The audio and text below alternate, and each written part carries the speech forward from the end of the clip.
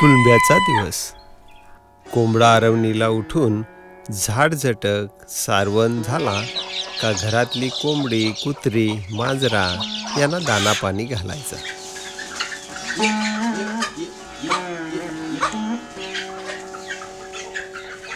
पाखरांना पण दाना टाकायचा.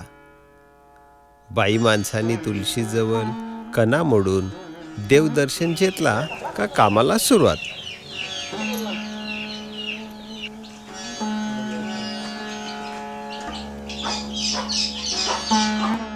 शिक्षणाचा महत्त्व ओळखून कुलबी पण आता शिकायला लागला. पाणोथ्यावर इरीवर दुडी घेऊन बायका पाण्याला जाताना गाव गप्पा ह्या रंगायच्याच. जात्यावर दळलेल पिठाच्या चुलीवर भुजलेल भाकरी बुकटाशी खायची मजा काही वेगळीच.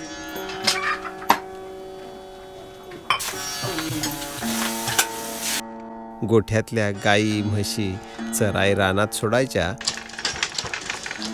खेड्या आपली गाडी घेऊन रानात लाकूड फाटा आणाय जातो. राबणी, पेरणी, उखलन, आवणी, कापणी, झोडणी, मलणी ही सगळी कुलब्याची पारंपरिक शेती. खल्यावर पिकलेल भात गोळा केला का भार झोडाय सुरुवात होते. साप खडाय पाहिजे म्हणून बारीक बारीक झोड्या घेऊन लाकडावरती झोडायचा.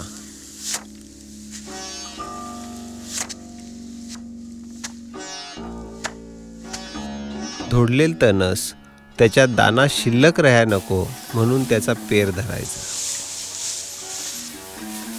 पेर मलून झाला म्हणजे दाना साफ खडतो. या मललेल तणसाचा पेंढा लाटायचा. पेंढा म्हणजे जनावरांचा चारा. लाटलेला पेंढा बांधून कुंभेरीवर साठवायचा. कुलंब्याचे दारात कुंभेर ही पाहिजेच. झोडलेल भाताचा खल्यावर कणा धरायचा.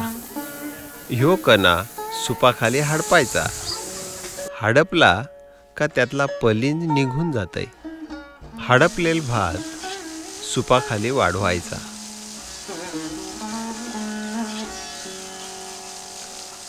बी भाता करता भात फुनून ठेवायचा. फुनलेल भात कणग्यात कणगुलीत साठवून ठेवायचा. कुलंब्याच्या घरात कांडाय, उखल, उखली, फरी, कणगा, सुपा, टोपल्या, टिपा, चाप, कलथा, बरखदे ह्या गोष्टी लागतातच.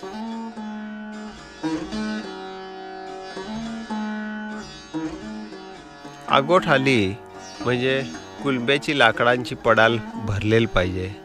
भात मापाय फरी, उखली, उखल, हमाल्या मुसल ही कुलंब्याची घरातली हतेरा. किवाला मांडायला भोतड, कपडी, घर शिवायला सागाची पाना, आंबाडीचे वाखाच्या हातोल जोल्या केल्या जातात. बियांसाठी भेंड वालवून ठेवलं जातात. काकडीचा बी कुडाला चिकटवून ठेवला जातंय. सागाचे पेटाऱ्यात कोणी करांद ठेवलं जातं. पारंपरिक शेती परवड नये म्हणून पोल्ट्री, तबेला, ईटभट्टी असं जोडधंद शेतकरी करून पाहतात. पारंपरिक शेतीच्या ऐवजी आधुनिक शेती शेतकरी करायला लागलं. पॉवर टेलर, ट्रॅक्टर याचा पण आता वापर व्हायला लागलाय. कुलंब्यांच्या सणाची सुरुवात गौरीनी होते. गौरी म्हणजे आनंदाचा सण. मातीचं पट्ट घरात वढायचं. त्याच्यावर पिठाखाली लक्ष्मीची पावला काढायची. सुगरात लक्ष्मी बसवायची. गौरीची स्थापना चुलीचे माघारी केली जाते. गौरी झाल्या का मग येते दिवाळी. दिवाळी म्हणजे मोप आनंदाचा सण. दिवाळीत शेतकऱ्याचा घर धनधान्यात भरून जातंय. दिवाळी झाली का कांगदया. गोडधोड करून सुपात भरून रातचे गावातल्या सगळ्या बायका तुळशीजवळ जमतात. सुपांची आदलाबदल एकमेकींनी करायची. वर्षात झालेल्या सगळ्या भांगरी सोडून एकोपा करायचा असा हे सणाचा संदेश.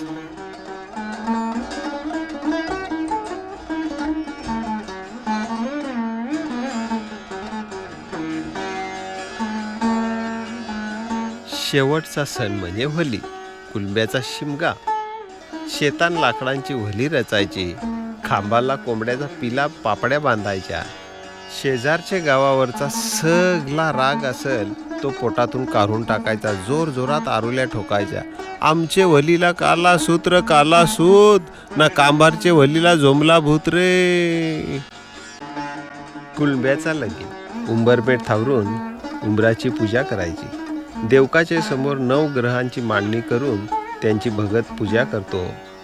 सवासनी कांडा धरून नारण देव पाहुण्याला काय काय बसकार केला. पाना फुला भरला थावा गृहमान केला. नवरदेवाला मांडवात हळद लावतात. लग्नाचे प्रसंगाप्रमाण करवल्या धुंडा गातात.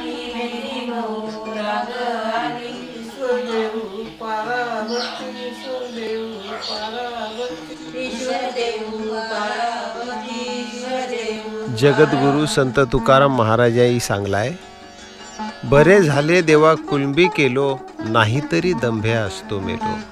कुलबी समाजाचा विचार प्रबोधन वारकरी संप्रदायाने भजन कीर्तन प्रवचन याचे माध्यमातून फार मोठे प्रमाणात केला.